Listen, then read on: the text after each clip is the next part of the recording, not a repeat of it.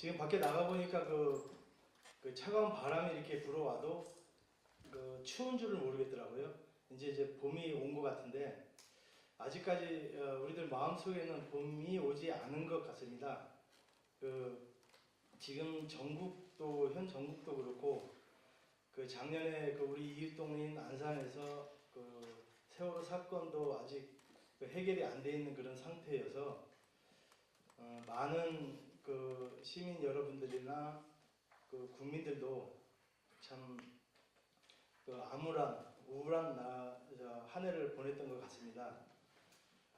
정의당은 뭐 이름에서 드러나듯이 정의로운 삶을 살기 위해서 또 정의로운 대한민국을 위해서 일하는 정당입니다. 규모는 좀 작지만 일당백 이상의 능력을 갖고 있기도 하고 좀 지겨운 단어이긴 하나 잠재력을 매우 크게 갖고 있는 정당이기도 합니다.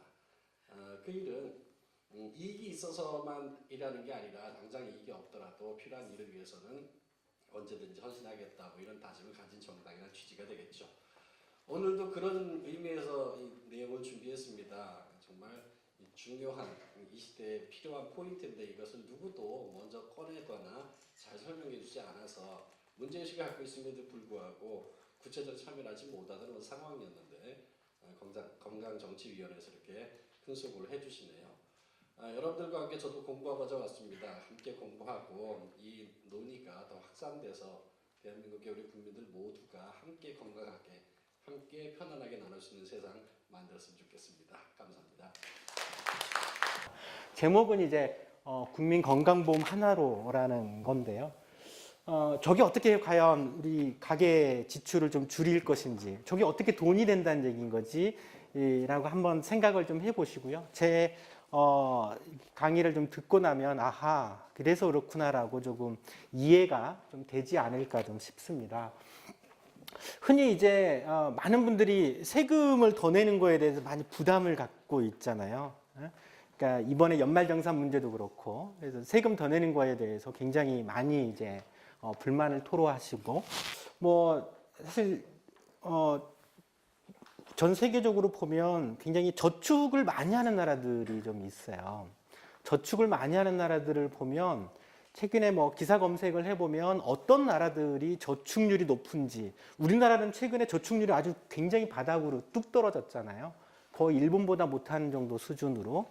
희한하게도 저축률이 낮은 나라들이 우리나라, 뭐 일본, 미국과 같은 나라들이 저축률이 굉장히 낮아요. 근데 이제 저축률이 높은 나라들 보면 희한하게도 세금을 아주 많이 내는 나라들이 저축률이 이상하게 높아요. 뭐 스웨덴이라든지 프랑스, 독일 같은 나라들이 사실 저축을 굉장히 많이 하거든요. 저축률이 우리나라보다 훨씬 높단 말이죠. 근데 우리나라 같은 경우에는 계속 저축률이 떨어지는 이유를 뭘로 설명을 하냐면 보통 이제 기사 보면 사회보험료가 계속 올라가서 요것 때문에 이제 다른 세계 저축률이 떨어진다라고 해석을 하는데 사실 현상은 어떻게 보면 그렇게 연결을 할 수 있지만 실제로는 정반대 되는 겁니다. 왜냐하면 복지가 취약하다 보니까 복지라고 하는 건 어쩔 수 없이 우리가 지출을 해야 돼요. 국가와 사회가 공동으로 지출을 하든 아니면 개인이 지출하든 지출은 해야 되는 거거든요. 그러니까 대표적으로 뭐 교육이 그렇겠죠. 그렇죠? 의료 역시도 마찬가지죠. 이제 예를 들어서 교육 시스템이 아주 잘 돼 있어 그걸로 해결할 수 있다라고 하면 따로 들어가진 않잖아요. 사교육비라든지 또 의료비 역시도 마찬가지인 거고. 그렇기 때문에 차라리 공적 재원을 확충을 하는 것이 직접 가계 지출은 더 대폭 줄일 수 있는 측면들이 있어요. 그러니까 제가 오늘 말씀드리려고 하는 보험 영역도 마찬가지예요. 보험은 반드시 필요합니다. 어떤 보험이든지 필요하죠. 그러니까 보험이라고 하는 거는 갑작스런 어떤 위험이 닥쳤을 때를 대비할 목적인 거잖아요. 근데 그거는 예측이 불가능하기 때문에 미리 어떻게 준비를 할 수가 없어요. 그러니까 보험이란 건 필요하죠. 최악인 경우에는 보험이 전혀 없는 경우가 아주 최악이죠. 갑작스럽게 중병에 걸리면 병원비 부담이 몇천만 원, 심지어는 몇 억까지 나오기도 하지 않습니까? 이거 갑작스럽게 그렇게 걸리게 되면 가게가 파탄 나죠. 그렇기 때문에 어찌됐든 그런 이유로 이제 건강보험이라는 게 있는 거고, 또 건강보험이 또 문제는 지금 그 역할을 제대로 못 해주고 있잖아요. 거의 이제 진료비 할인 제도에 불과한 제도 정도밖에 안 되기 때문에 전체 의료비 한 60% 정도만을 커버를 해주다 보니까 어쩔 수 없이 사보험으로 달려갈 수밖에 없죠. 사보험 지출을 할 수밖에 없는 상황인 거죠. 근데 여러분 곰곰이 생각을 해보세요. 사보험 중에서도 특히 이제 민간 의료보험, 뭐 민영 의료보험이라는 표현도 쓰고 개인 의료보험, 뭐 혹은 구체적으로는 암보험, 실손 의료보험, 어린이 보험, 여러 가지 질병 건강보험, 민영 건강보험들이 있잖아요. 여기 얼마나 지금 쏟아붓고 있는지를 생각을 한번 해보시면 될 것 같아요. 만일에 건강보험으로 대부분 의료비를 해결할 수 있다라고 하면 뭐 그렇게 불필요하게 많은 사보험은 필요하지가 않겠죠. 그렇죠? 그런 얘기들을 주로 제가 하려고 하는 겁니다. 사실 결론은 여기에 있는 거고 서두에 제가 말씀 잘 드리는 거고요. 그래서 좀 더 구체적으로 과연 우리의 보험의 민간 의료 보험의 현황들이 어떤지 이들을 제가 말씀을 좀 드리고 이게 왜 좀 문제가 있는 건지 왜 건강보험을 강화시키는 것이 필요한지 이를 중심으로 제가 말씀을 좀 드리겠습니다. 이거 뭐 잘 아실 겁니다. 송파 세모녀 여전히 저 얘기만 저 생각만 하더라도 내용만 들여다봐도 사실 가슴 아픈 내용인데요. 송파 세모녀 문제 역시도 전형적으로 의료비 문제 때문에 발생된 겁니다. 발단 자체는 보면 이제 남편이 이제 12년 전에 방광암으로 사망했다고 그랬잖아요. 지금은 암이 많이 좋아졌어요. 건강보험으로 암 같은 경우에는 이제 비급여가 문제가 되지. 법정 본인 부담이나 이런 거는 거의 5% 정도밖에 안 돼서 거의 병원비가 안 들어요. 근데 이제 보험이 안 되는 것들이 워낙 많다 보니까 거기서 적게는 몇백만 원, 많게는 몇천만 원까지도 나오는 경우가 비일비재한데 그나마 지금 암에 대해서 좋아진 거는 그나마 노무현 정부 들어서면서 보장률이 굉장히 좋아졌어요. 노무현 정부 들어서기 전에는 암 질환의 보장률이 45%밖에 안 됐어요. 그러다가 이제 노무현 정부 들어서면서 이후에 보장률이 거의 암 질환 같은 경우는 75%까지 찍었죠. 그 다음에 지금은 다시 한 70% 정도로 들어섰는데 12년 전이라고 하면 사실 이건 어쩔 수 없어요. 또 가게를 부양해야 되는 입장에서 암에 걸리면 가게 파탄 날 수밖에 없었죠. 이제 그러면서 이제 뭐 가게가 무너지게 되고 딸들도 신용불량자 되고 제대로 치료받지 못하고 하면서 이런 비극이 이제 생겼던 거고 아직까지도 현재 의료비 문제에 대해서는 우리가 흔히 가계 파탄이라고 할 때 3대 원인으로 좀 지목되고 있는 거죠. 뭐 최근에 이제 뭐 기사나 이런 것들을 보면 사실 신문 사회면에 이런 얘기 뭐 누가 노인이 자살했다거나 이런 얘기들을 대부분 보면 사실은 다 건강 문제하고 연결돼 있어요. 다 이제 노후 빈곤 문제, 건강 문제 이건 두 개는 대부분 연결돼 있는 경우들이 많이 있죠. 뭐 암 같은 경우는 여전히 많이 좋아지긴 했지만 사실 뭐 큰 병에 걸리게 되면 여전히 이제 가게가 휘청거릴 수밖에 없는 상황인 거는 여전히 그렇고요. 사실 이게 원인 자체가 다 사실 건강보험이 제대로 못 해주기 때문인 거죠. 그러니까 그러다 보니까 어쩔 수 없이 사보험에 민간의료보험에 가입할 수밖에 없어요. 아이 키우는 것도 얼마나 불안합니까? 아이 좀 큰 병이라도 걸릴까봐 조마조마하잖아요. 이런 거는 이제 뭐 상식적으로 건강보험이 보장이 워낙 떨어지니까 요걸로 해결 안 되니까 사보험에 드는 거 가입할 수밖에 없는 건데 이건 통계적으로도 조사해 보면 다 나오는 거예요. 왜 민간의료보험, 사보험에 가입하느냐? 80% 이상이 건강보험이 제대로 보장해주지 않고 또 이 질병이나 이런 거 걸렸을 때 가계 경제적인 문제 때문에 발생되는 거란 말이죠. 만일에 건강보험이 이 문제를 해결해 준다라고 하면 굳이 사보험에 가입할 필요는 없을 거예요. 최소한 사보험에 가입할 이유는 상당히 많이 줄어들 거란 말이죠. 물론 이제 건강보험이 여전히 커버 못하는 부분들에 대해서는 사보험 여력은 남아 있겠지만 지금보다는 훨씬 적게 아마 지출하지 않을까 싶습니다. 사실 제가 말씀드리려고 하는 결론은 어떻게 보면 이거라고 좀 볼 수 있겠죠. 근데 이제 문제는 어쩔 수 없이 우리가 사보험에 가입할 수밖에 없는데 일단 들고 나면 조금은 든든해요. 안심이 되죠. 불안으로부터 조금은 해소되는 측면들이 있어요.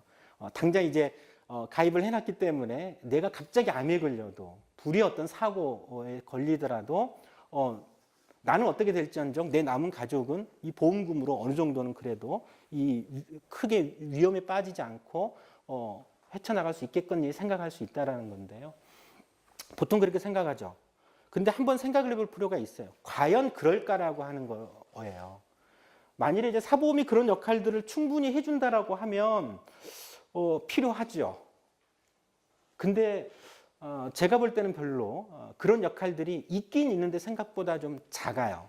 그러니까 보험이라고 하는 건 결국 위험 대비 목적인 건데 그 위험 대비라고 하는 기능이 사실 사보험이 갖고 있는 위험 대비 기능이라고 하는 게 높지가 않다라는 거예요.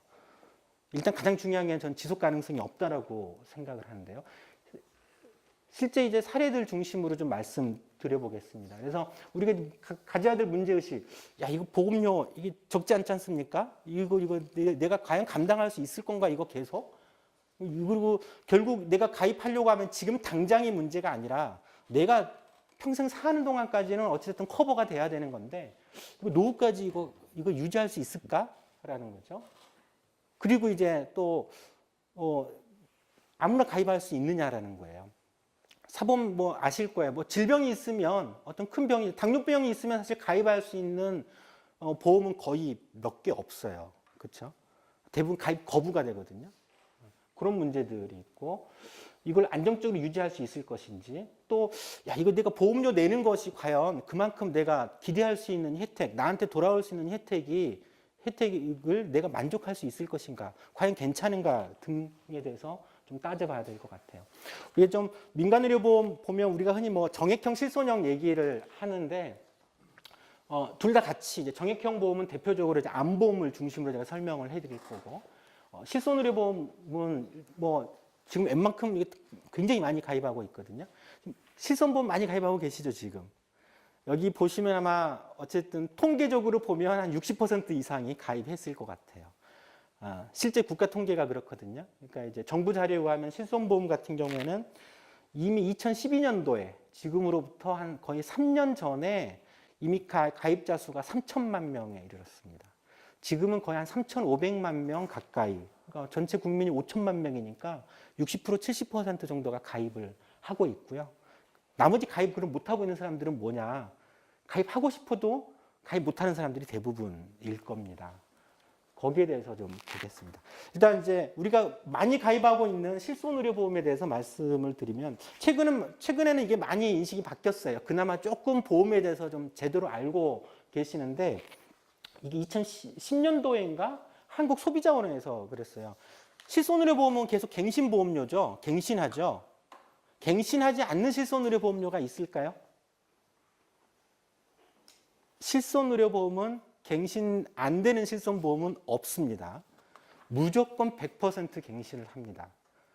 근데 이거를 제대로 알고 있느냐를 물어본 거예요. 근데 이제 한국소비자원에서 할 때는 대부분 이때 당시에는 뭐라고 그랬냐면 실손의료보험 한 20년만 내면 된다는데 20년만 내면 평생 80세, 100세까지 보장되는 거 아니야? 라고 잘못 알고 있는 거예요. 어떤 분들은 10년만 내면 되는 거 아니야? 어떤 분은 60세, 70세 정도까지만 내면 되는 거 아니냐? 아니야? 이렇게 잘못 알고 있었던 거죠. 실손의료보험은 보험 가입 기간 끝까지 예를 들면 100세 보장이다라고 그러면 100세까지 내는 겁니다. 그리고 100세까지 갱신을 하는 거예요. 그러니까 지금 실손의료보험은 대체적으로 3년마다 갱신하는 보험이 일반적이에요. 물론 5년짜리도 있고 최근에는 1년짜리도 있지만 기본적으로 3년마다 갱신을 하죠. 뭐 자기가 실손의료보험 가입했는데 한 3, 4년 이상 돼서 갱신해 보신 분 계시죠? 갱신할 때 보험료가 올라요, 안 올라요? 오르게 되죠. 또 어떤 분은 안 오르신다는 분들이 있어요. 총액은 똑같은데 라고 하시는 분들도 있는데 그 이유는 사실은 실손보험료는 올라가는데 미리 이제 적립보험료로 따로 내놨기 때문에 여기에서 충당하는 것 때문에 그런 현상이 발생되는 거고요.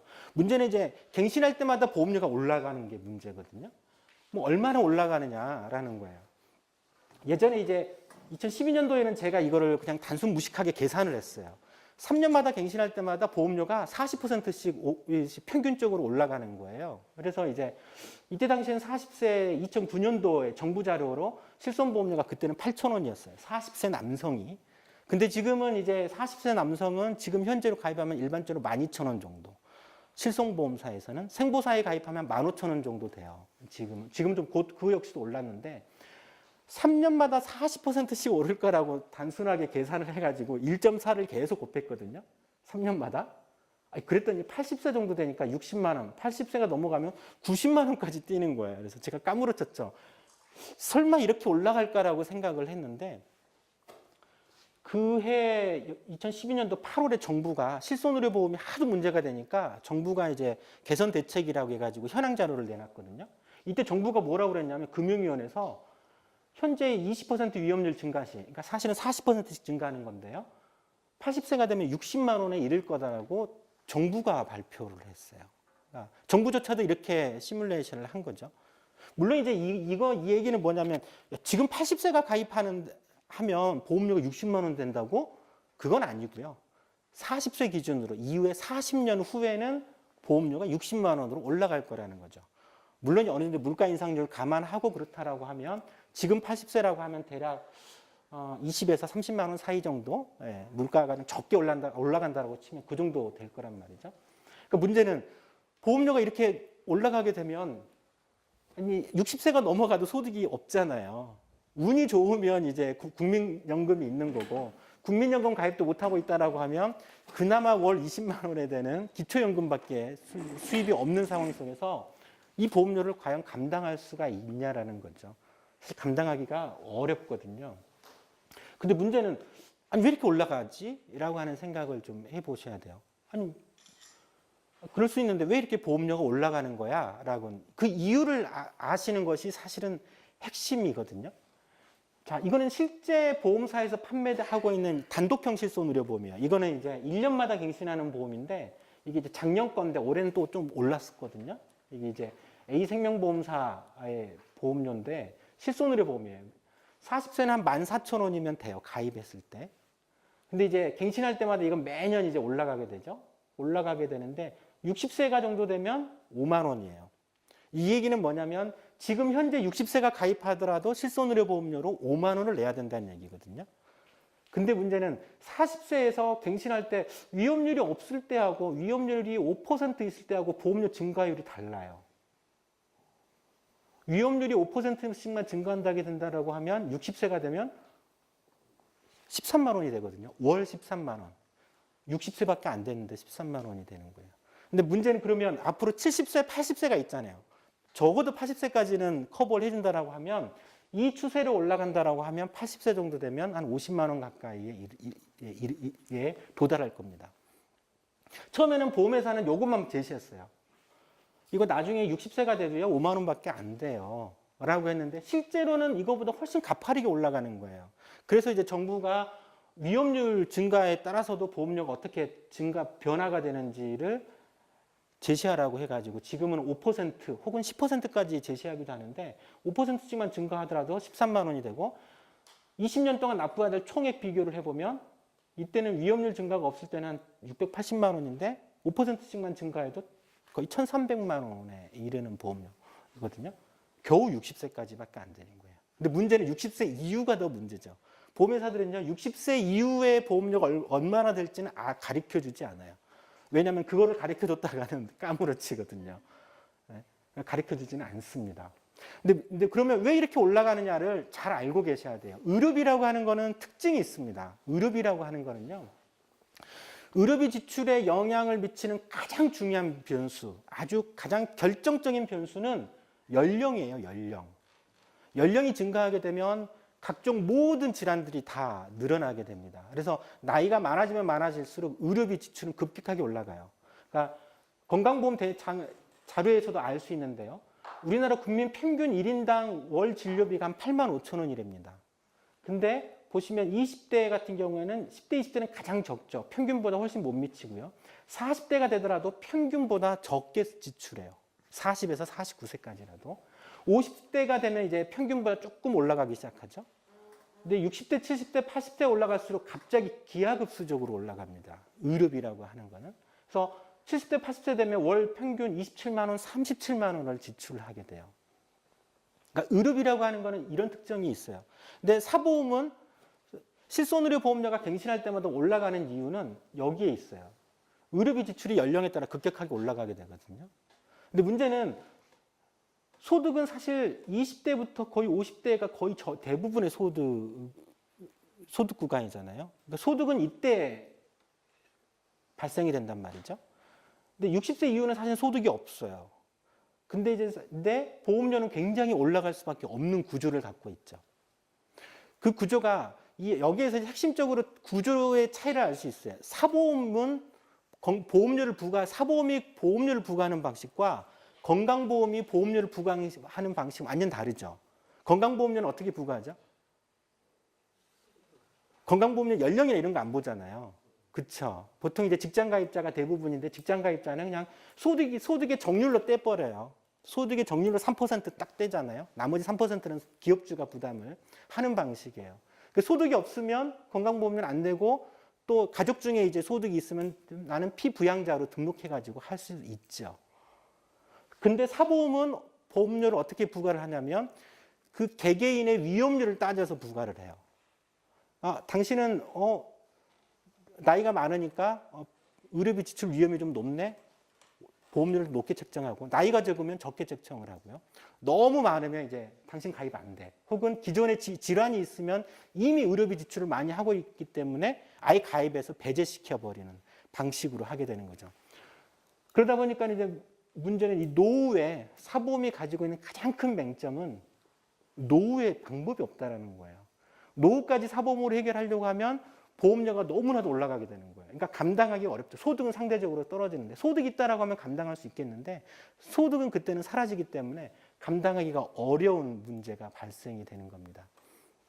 사보험이 갖고 있는 가장 핵심적인 맹점은 여기에 있어요. 그래서 이 문제를 어떻게 할 거냐. 아니 하필이면 의료비 지출이 소득이 젊고 건강한 사람이 의료비 지출을 많이 한다는 게 좀 이상하긴 하지만 아니 소득이 있을 때 의료비 지출이 많으면 그 소득만큼 낼 수 있는 능력이 있을 거지 않습니까? 근데 이건 정반대해야 되는 거예요.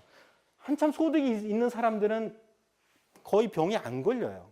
근데 소득이 사라지고 늙고 그러고 나면 이제 이리저리 몸이 아프고 병에 걸리니까 의료비 지출이 늘어난단 말이죠. 이 괴리 문제를 사보험 자체가 갖고 있는 가장 큰 한계가 여기에 있다는 겁니다. 그리고 또 하나는 근데 그런데도 증가율이 너무 높아요. 실손의료 보면 갱신보험료가 증가하는 게 왜냐하면 앞에 연령의 효과라고 따지면 뭐냐면 이렇게 증가했을 때만 얘기를 하는 거예요. 근데 이제 이것보다 실제적으로는 위험률이 더 가파르게 올라가게 되는 거예요. 문제는 노후에 많이 지출한다는 거를 우리가 평생 생애의료비라고 하는 개념이 있어요. 태어나서 죽을 때까지 주로 평균적으로 의료비를 지출을 얼마를 1억을 한다라고 그러면 그 1억의 의료비를 주로 어느 연령대에 지출할 거냐라는 거거든요. 대부분 60세 이상에서 지출을 합니다. 기준에 따라서 조금 다르긴 하지만 생존자 기준으로 따지면 65세 이후에 좀 밀렸네요. 이게 65세로 내려가 있어야 되는데 65세 이후에 생애의료비의 70%를 지출을 해요. 남성 같은 경우에는. 그러니까 대부분의 의료비는 60세 이후에 지출하신다고 보시면 되고 그냥 어렵지 않게 뭐 기준에 따라서 조금씩 다르긴 하지만 그냥 심플하게 생애의료비는 평생 지출할 의료비는 60세 이후에 60%를 지출한다라고 생각하시면 그냥 돼요. 그러니까 뭐냐면 대부분의 의료비는 60세 이후에 지출을 하는 거예요.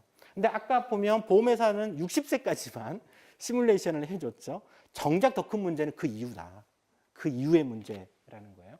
그러다 보니까 실손의료보험은 거기에 따라서 보험료가 올라갈 수밖에 없어요. 근데 문제는 예상했던 것보다 너무나도 가파르게 올라가요. 원래는 갱신할 때마다 한 20%씩만 올라가야 되는 게 맞아요. 3년마다 갱신했을 경우에는 그게 정상적인 연령에 따른 의료비 지출 증가율인데 20%가 아니고 사실은 40%씩 증가하는 거예요. 만 원을 곱할 때 1.2씩 계속 곱하는 거하고 1.4씩 곱하는 거하고 나중에 차이는 어마어마하게 차이가 많이 나게 되잖아요. 그 이유가 있어요. 이상하게 건강보험 환자 평균적으로 지출 양상하고 실손의료보험에 가입한 사람들의 지출 양상이 너무 달라요. 그러니까 우리가 건강보험은 보장률이 대략 60% 정도 되거든요. 이거 이제 입원 환자니까 64% 정도 되고 그 병원비 중에서 비급여가 한 20%를 차지해요. 총 진료비에서 건강보험 평균적인 환자로는 20%가 비급여 진료인데 실손보험 환자들이 이제 의료 이용을 하고 나서 저 이렇게 병원비 돌려주세요라고 보험사한테 청구한 자료를 보험회사들이 분석을 해봤더니 비급여 비중이 30%나 돼요. 평균보다 비급여 진료비가 훨씬 많은 거죠. 이거 희한한 거죠. 그러니까 이렇게 비급여 진료비를 훨씬 더 많이 하다 보니까는 물론 이게 필요한 진료비도 있고 불필요한 진료비일 수도 있는데 어쨌든 건강보험하고 비교를 해보면 이거는 과잉 진료로 해석할 수밖에 없겠죠. 실손보험 가입자에서 사보험을 가입한 사람들에서 사실은 도덕적 해이가 훨씬 더 많이 유발이 됩니다. 이거 이제 두 가지, 크게 보면 두 가지 요인이 있어요. 환자층 요인이 있는데 실손보험료라고 하는 것 자체가 이게 비용의식을 유발을 해요.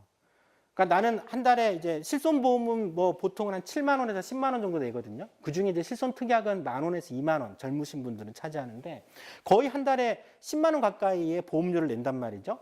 근데 이제 나는 의료 이용을 하지 않았어. 아프지 않아서. 근데 이제 문제는 시간 지나서 갱신했는데 갱신할 때 보험료를 더 내래요. 그래도 의료 이용을 하지 않았어요. 근데 또 갱신되면 또 올라요.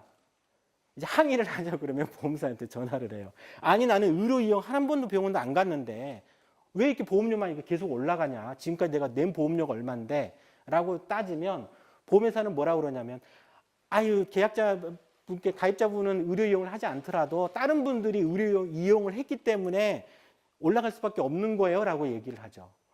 이제 그러면 순간 확 열받아요. 아 내가 의료 이용을 하지 않으면 나는 손해보는구나라는 생각을 하게 되죠.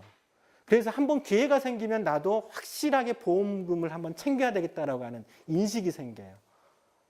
이게 보험료에 대한 비용의식인 거예요. 비용의식. 그러니까 비용의식이 있기 때문에 조금 더 입원하게 되면 저도 이제 병원에서 진료를 하다 보면 알아요. 이게 환자가 보이는 태도를 보면 아 실손보험 가입자구나 아니구나 금방 알 수 있어요. 실손보험 가입자분들 같은 경우에는 굳이 입원하지 않아도 될 거 가지고 입원을 좀 해달라고 그러고요. 입원하고 나면 아유 다 머리끝부터 발끝까지 다 검사해 주세요. 괜찮아요 라고. 돈 걱정하지 말고 그냥 검사해 주세요 라고 얘기를 해요. 이런 분들은 대부분 실손보험에서 이제 따로 이제 보험금을 청구할 수 있으니까 이제 검사를 많이 요구를 하는 거죠. 그런 문제들이 있고 또 하나는 이제 공급자 측의 문제도 있어요. 요즘에는 많은 병원들이 병원에 가잖아요. 그러면 실손보험 가입자인지 아닌지를 물어봐요. 그래서 실손보험 가입자라고 하면 이제 병원에서 환자 진료하는데 막 끄어대요. 왜? 이 사람은 막 검사를 하더라도 결국 실손보험에서 보상을 해주기 때문에 항의를 안 하거든요. 근데 실손보험 없는 환자한테서 막 이것저것 검사 막 하면 항의를 해요. 당연하죠. 그거 다 자기가 본인 부담으로 해야 되는데 이런 문제들이 발생이 되거든요. 그래서 공급자에서도 이런 도덕적 해이들이 많이 발생되고 있는 문제들이죠. 이러다 보니까는 평균적으로 의료비 증가폭보다 더 가파르게 증가하는 문제들이 발생을 하게 됩니다. 근데 문제는 자꾸 건강보험도 마찬가지지 라고 많이 해요. 건강보험이 지금 60%밖에 안 되잖아. 예를 들어서 건강보험 보장률을 80%, 90% 이렇게 올려서 아니면 무상으로 한다라고 해봐. 의료비 폭증하지라고. 이 얘기를 누가 했어요? 지난 대선 때 이제 새누리당에서 야권의 무상의료를 공격할 때 건강보험료 폭탄론으로 공격을 했잖아요. 야, 건강보험 그렇게 보장을 해도 의료비 폭탄될 거야. 그러면 국민들이 건강보험료를 2배, 3배 더 내야 된다라고 얘기를 했거든요. 근데 사실 그건 순 거짓말이에요. 사보험하고 건강보험은 달라요. 아까 얘기했죠. 실손보험은 보험료에 대한 비용의식 때문에 과잉진료를 어쩔 수 없이 유발을 하게 되는 문제가 있어요. 근데 건강보험은 건강보험료에 대한 비용의식이라고 하는 거는 없어요. 예를 들어서 야, 내가 한 달에 나는 소득이 많아가지고 나는 한 달에 건강보험료를 30만 원씩이라 내. 근데 그 30만 원이 아까워서 30만 원이 아까워서 의료 이용을 더 합니까? 그렇지는 않거든요. 나는 건강보험료 조금밖에 안 내니까 미안하니까 난 조금밖에 이용 안 할 거야 라고 생각하지는 않는 거예요. 그러니까 뭐냐면 보험료에 대한 비용의식이 건강보험료는 없어요. 그냥 세금처럼 원천징수 해버리는 거거든요. 세금을 많이 내는 사람이 야, 난 세금을 많이 내니까 이제 이 공공재인 이런 것들을 국가 이용시를 더 많이 이용할 거라고 생각하지는 않는 거거든요. 그러니까 그런 비용의식 차이에서 발생이 되는 차이예요. 그러니까 이러다 보니까 왜 유독 미국 의료비는 아주 끔찍하게 높잖아요. 저번에 누구 안재욱이었죠? 안재욱 얘기 아시죠? 안재욱이 미국 여행 가다가 저기 뇌진탕으로 쓰러졌어요. 약간 뇌출혈이 생겨가지고. 그런데 이제 안재욱이 그때 이제 병원에서 한 10며칠 입원했다 퇴원했는데 거기 이제 미국에서 여행하다 그랬으니까 보험이 없었죠. 근데 총 진료비가 그때 뭐 4억 5천만 원인가 나왔다고 했잖아요. 4억 5천만 원. 눈 까무러쳤죠. 그러니까 미국은 천문학적으로 의료비 지출을 많이 하는 나라거든요. 미국은 4인 가족으로 민간의료 보험료가 지금 15,000달러예요. 15,000달러면 1,500만 원이라는 거거든요. 그러니까 미국은 65세 이상은 메디케어라고 하는 공보험 제도가 있고 그 밑으로는 그러니까 두 부부하고 자식들 아이들 키우고 그러면 이 4명만 보험료가 15,000달러예요. 1,500만 원이 된단 말이죠. 한 달에 120, 30만 원 되는. 이렇게 천문학적으로 높아요. 근데 유럽이나 이런 데는 유럽은 사실은 무상의료를 하고 있잖아요. 병원 갈 때 병원비 거의 안 들어요. 다 그걸로 해결해요. 그런데도 불구하고 미국이 쓰는 의료비의 반밖에 안 쓰고 있단 말이죠. 그러니까 무상의료를 한다라고 해서 의료비 자체가 폭증하고 그런 현상은 나타나진 않아요. 공보험으로 할 경우에는. 왜냐하면 공보험으로 할 때는 이게 비용의식을 유발하지 않기 때문에 그렇죠. 근데 이제 사보험을 하게 되면 비용의식을 유발하니까 어찌됐든 환자든 의료 공급자든 과잉진료를 안 할 수가 없어요. 미국의 의료비가 이렇게 천문학적으로 높은 것도 사실 민간의료보험 시스템이 돼 있기 때문에 그러는 거예요. 아니 민간보험료를 이렇게 많이 냈는데 조금이라도 내가 몸이 안 좋으면 병원 가가지고 검사받고 이렇게 해야죠. 그렇잖아요. 그러니까 그 비용의식을 유발하기 때문에 의료비 자체가 증가할 수밖에 없는 측면들이 있다라는 거예요. 그래서 공보험을 보장을 강화하는 거하고 이 사보험 방식으로 하는 거는 메커니즘 자체가 달라요. 그래서 이제 뭐 시민단체들 민영화, 의료 영리화되면 병원비 폭등한다라고 항상 폭등 소리 많이 하는데 그 폭등 얘기를 하는 이유 중에 하나가 이런 메커니즘 때문에 사실 그러는 거예요. 뭐 당장 그렇게 되지는 않겠지만 어찌됐든. 그리고 이제 실손의료 보면 이런 문제들이 있다는 거 아시겠죠? 이제 그러다 보니까는 이게 감당이 안 돼요. 그리고 또 하나는 뭐 주변에 젊은 분들은 실손의료 보험 많이 가입하고 있고 또 가입 못하는 사람도 있어요. 근데 이제 가입 못하시는 분들 같은 경우에는 젊은 사람들한테는 중에서는 소수죠. 왜냐하면 병이 별로 없으니까 대부분은 가입 가능해요. 병이 있으면 이제 배제가 되는데요. 근데 이게 그래서 크게 드러나지 않아요.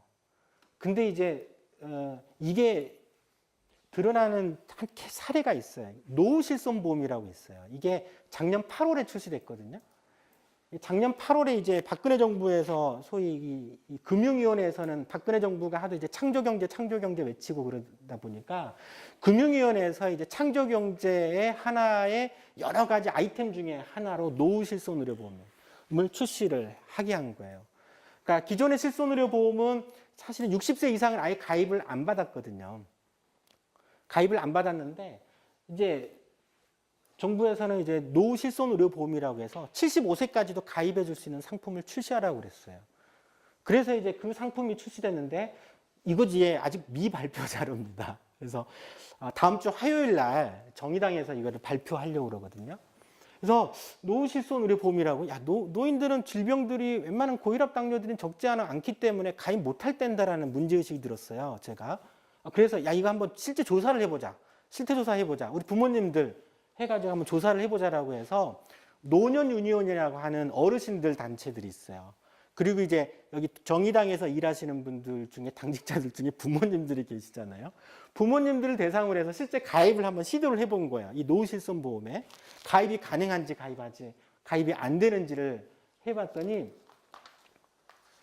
무려 70%가 가입 거부됐어요. 안 된대요.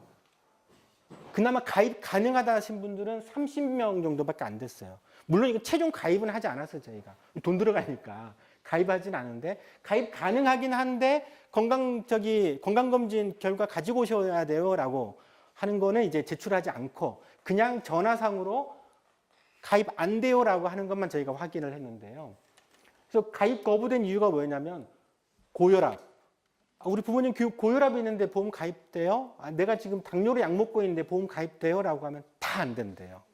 고혈압 당뇨 다 거부됐어요. 또 암 병력인데 지금 완치됐는데 예전 암은 이제 암 전혀 상관이 없는데 가입 안 돼요? 그래도 안 돼요. 예전에 허리 수술 좀 받았는데 그것도 안 돼요. 그러니까 병원 좀 많이 이용한 병력 있고 그러면 다 안 되는 거예요. 그래서 70%가 가입이 거부되더라고요. 그래서 야 이거 뭐 이런 게 다 있어. 그래가지고 예상은 했는데 이 정도일지는 몰랐죠.